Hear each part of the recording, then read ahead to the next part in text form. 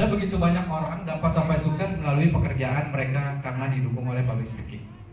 Ada salah satu contoh terdekat kenapa saya bilang sukses public speaking adalah saya sendiri. Saya orang yang introvert. Ada yang tahu introvert? Saya nggak punya teman waktu kecil. Sekolah pulang. Temenan paling cuma teman sekolah, main kemana, pulang lagi. Nggak bergaul sama lingkungan.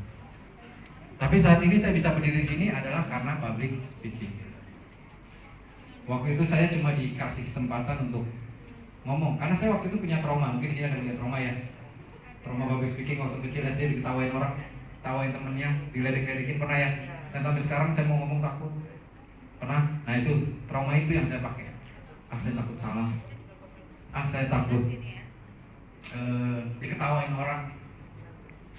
Nah itu saya. Ketika saya lawan public speaking ini, saya punya ide, gagasan. Apalagi teman-teman organisasi ini cerdas-cerdas, gagasannya luar biasa. Saya punya gagasan, tapi nggak disampaikan. Hasilnya gagasan yang tidak baik bisa berjalan begitu saja. Terkadang kita menjudge atau menghakimi diri sendiri. Jangan-jangan saya salah. Nah, itu tuh yang menjadi penghambat yang disebut mental block, dan nanti kita akan main di sini mental blocknya. Ada yang belum mengerti tentang public speaking? Sederhana itu aja. Ada yang tahu? Ada yang mau tanya? Public speaking? Tahu ya pasti semua ya. Perbedaan public speaking, public hearing, public listening, dan sebagainya sama aja. Saya nanti insya Allah doakan aja tahun depan akan launching buku public listening. Bagaimana kita bisa mendengarkan. Kadang orang mau banyak ngomong tapi malas mendengarkan, benar nggak? Apalagi cocok buat nanti calon-calon anggota dewan di sini. Ada Mas Fauzan. Nah, itu buku cocok. Dalam artian bagaimana kita bisa mendengarkan orang lain. Mendengarkan bukan hanya mendengarkan ya, kuping kanan kuping kiri, tapi kita mendengarkan dan memberikan solusi. Nah itu yang saya pakai buat hipnoterapi, artinya teman-teman yang cerita ke saya. Kadang orang teman nangis-nangis, saya jadi ikutan ke bawah. Artinya kita bisa memberikan solusi. Kenapa? Karena kita satu frekuensi sama dia. Kita tahu rasanya disakitin itu gimana. Yang teriak yang pernah disakitin nih. Ya, rasanya jatuh cinta itu gimana? Saya belum pernah, sampai sekarang masih gagal, Mas. Aku ingin gagal ini gara-garanya percintaannya gagal terus. Ketawanya kenceng banget. Puas ya maksudnya. Nah artinya apa? Nah ketika kita masuk kegagalan, kita harus punya pelampiasan.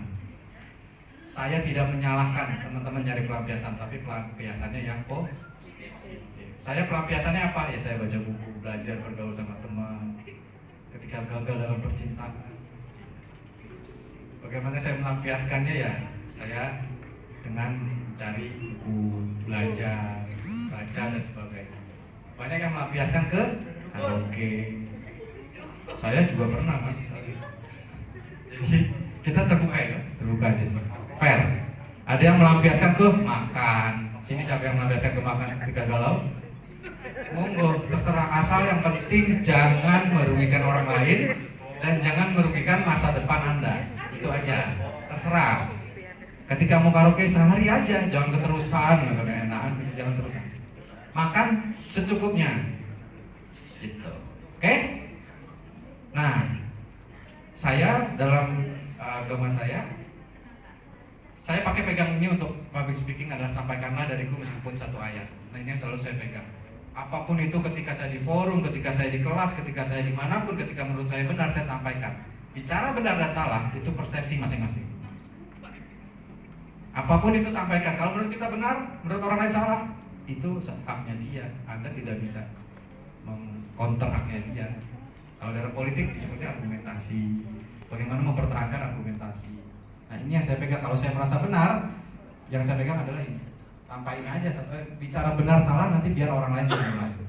Tapi tetap dengan bicara yang benar, dalam arti udah tahu salah ngotot. Itu yang kadang orang Indonesia, khususnya saya pernah seperti itu juga. Gitu. Nah, ini cepat banget udah sampai sini ya. Artinya born or talent. pembicara ataupun public speaking ini sebenarnya dilahirkan atau memang dibuat? Ada yang tahu? Orang yang bisa ngomong ini dilahirkan atau dibuat?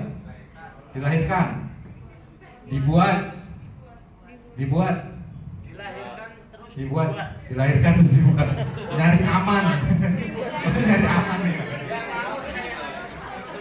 Terus ada lagi? Dibuat dulu. Setuju? Sepakat. Sepakat. Ini logik. Gimana Mas? Dibuat dulu baru dilahirkan. Benar. Tidak salah, tidak benar. Persepsi Anda yang bertanggung jawab. Masalah persepsi adalah itu tanggung jawab Anda. Tapi benar juga, masuk logika. Artinya dibuat dulu, baru dilahirkan. Kalau jadi. Oke. Maksudnya adalah bahwa itu kita sejak lahir sudah punya bakat berbicara. Sudah punya bakat memberikan informasi kepada orang lain. Contohnya apa? Ketika keluar, saya belum pernah keluar sih. Siapa yang pernah melahirkan? Siapa yang pernah melahirkan? Ketika keluar anaknya, benar nangis? Iya, nangis. Harus nangis. Kalau nggak nangis, artinya apa? Seorang bayi itu juga memberikan informasi kepada dunia bahwa dia dikeluarkan menangis sedih. Ini pendapat saya. Kenapa sedih? Karena ketika dia dilahirkan, maka dia bertanggung jawab atas hidup dia sampai nanti dia wafat. Maka dia nangis, saya udah enak-enak di dalam. Saya nggak bertanggung jawab atas dosa-dosa. Kok saya dikeluarin gitu? Kalau dia bisa komplain, tutup lagi, nggak boleh keluar. Saya nggak mau keluar. Nah, tapi ini nggak bisa gitu. Artinya ini adalah takdir yang tidak kita pertanggungjawabkan nanti. Kita tidak bisa memilih kita dilahirkan oleh siapa. Bisa maksudnya memilih dilahirkan di Amerika?